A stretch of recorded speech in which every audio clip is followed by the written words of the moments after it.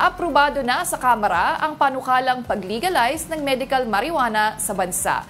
Pero ano-anong sakit nga ba ang pwedeng maggamot nito? At para bigyan ng mukha ang balita, we have Mobile Journal, Denise Valdesancho. Matagal nang isinusulong ng ilang grupo na gawing legal ang medical use ng cannabis o marijuana. Suportado na rin yan ng maraming kongresista. Ikaw, pabor ka rin ba?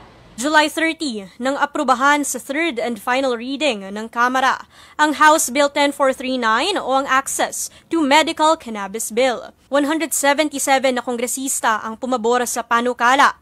Tig-siyam naman ang tumutol at nag-abstain. Ayon sa bill, magkakaroon ng Medical Cannabis Office na mangangasiwa sa pagpapatupad. Para naman sa primary care at family physician na si Dr. Dex Macalental, mainam na linawin muna ang nilalaman ng panukala bago isabatas. Tama na merong office na magre-regulate. Pero sino yung magmaman doon?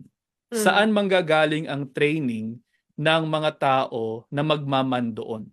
Sa ngayon, ilang bansa na ang gumagamit ng medical cannabis para sa mga taong may epilepsy, cancer at multiple sclerosis.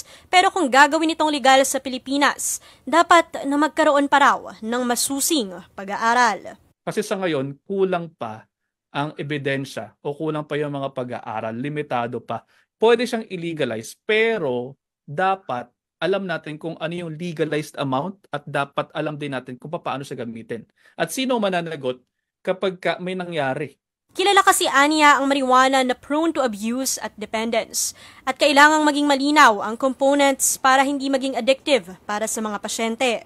Dalawa yan, yung CBD at saka yung THC. So kapag hindi tama yung proportion, pwede talaga magkaroon ng problema. So may potential na maka-addict or makamatay. Kapag ganon, maraming ethics board na dinadaanan. Kaya dapat daw nahanda rin ang mga doktor na may malaking gagampanan para maipatupad ng tama ang medical cannabis. So kinakailangan kami mga doktor may training ng tama sa paggamit niyan. Malaman namin yung indication, yung dosage, yung side effects na pwedeng i-expect. At saka lang namin siya i-reseta kung appropriate sa pasyente. Malayo pa ang dulo para sa mga nagsusulong na gawing legal sa panggagamot ang marijuana, lalo na at sa Kamara pa lamang ito napapasa at nakabinbin pa sa Senado. Mobile Journal, Denise Valdesancho po, hatid ang mukha ng balita.